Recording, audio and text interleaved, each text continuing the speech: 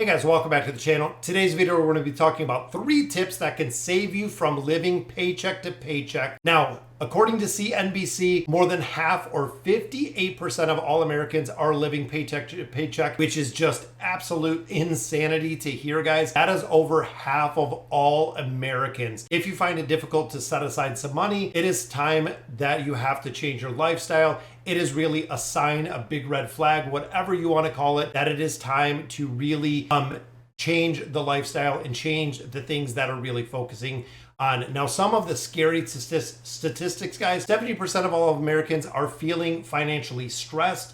Most Americans are using their tax refund to pay off debt or to boost their savings. 58% of Americans are living paycheck to paycheck. And just really think fundamentally, take accountability. How smart are you with your money? Where are you using it? Where could you cut costs? Where could you save money if you are living paycheck to paycheck? First thing we want to get to, guys, is the emergency fund. I stress this a lot. Getting that $1,000 in a savings account can be a game changer, but it is a priority because that is what is going to keep you from having to borrow money. If you have an illness, if you have a layoff, if you have a job loss, anything like that, the emergency fund is really the go-to, because at that point, it is super important. You have to start living your life below your means. You have to really understand, again, this is fundamentally. So getting into the 3 tips. Number 1, making yourself the number 1 priority, guys. Now, when, again, you think fundamentally, people are living paycheck to paycheck, something they shouldn't be doing or something that we see a lot of them doing, how can you get things cheaper? Where can you save money in your life? Where if you're living paycheck to paycheck, does that mean you still have 5 streaming services? Does that still mean you're going out to eat on a regular basis, that you're spending a lot of money on food?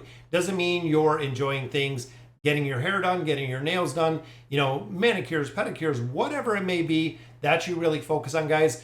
Still living paycheck to paycheck. Set those things aside, even if it is temporary, to be able to save some of that money. Saving it in a savings account, investing it, whatever it may be, definitely have to make some place for it. Number 2, automate your savings. Now, this, I can speak from experience, guys, fundamentally is probably one of the absolute best things you can do.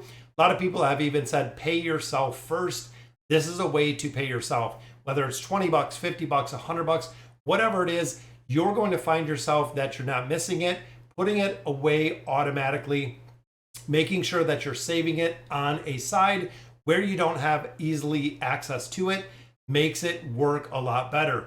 Now, again, this is something that you do want to automate. If you start living below your means, or if you start living with, let's say, $50 going into another savings account, you can live on what you have left. And the number 3 tip, guys, the final one, living below your means. This, again, is super, super important.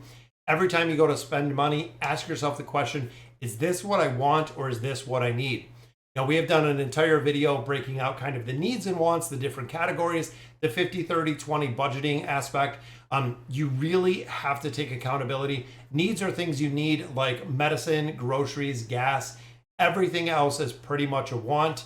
When it goes into that need category, when you look at a car, when you look at a home, when you look at those things, are they a need? Fundamentally, they are a need, but it is to a certain degree. That is really something to understand, guys. Is it the difference between driving a $30,000 car, a $50,000 car, a $70,000 car? When there is a need, fundamentally a need, you need a car that can take you from A to B.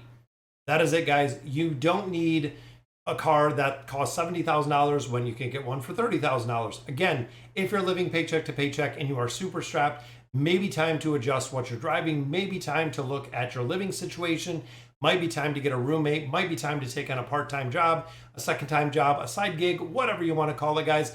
But there is a lot of other ways. Once you start to automate savings, you will love savings as much as you're spending.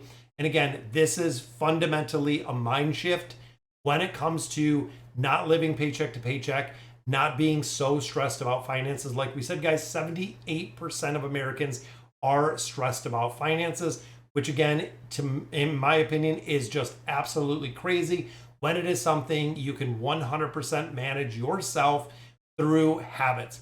By developing new habits, you'll find you start getting more pleasure than saving rather than spending. it will help you eliminate the financial fear, which tends to prompt people to spend more money.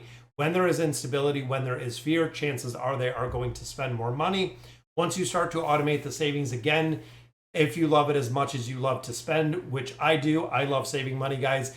I even put things on the back burner, even getting, my morning coffee. I get one a week. That is what I limit myself to, because I know fundamentally, if I'm putting an extra $20, $25, $30 a week into a high yield savings account, into an investment account over the next, 5, 10, 15, 20 years, I am going to have a ton of money, and that account is exactly what we are looking to get into, guys. So, all right, so that'll do it for today's video. Let me know in the comments what other tips really help you if you're living paycheck to paycheck. What do you cut? What do you budget for? What are you doing to really change your situation? Again, let me know in the comments what you guys think. And as always, thank you guys for watching.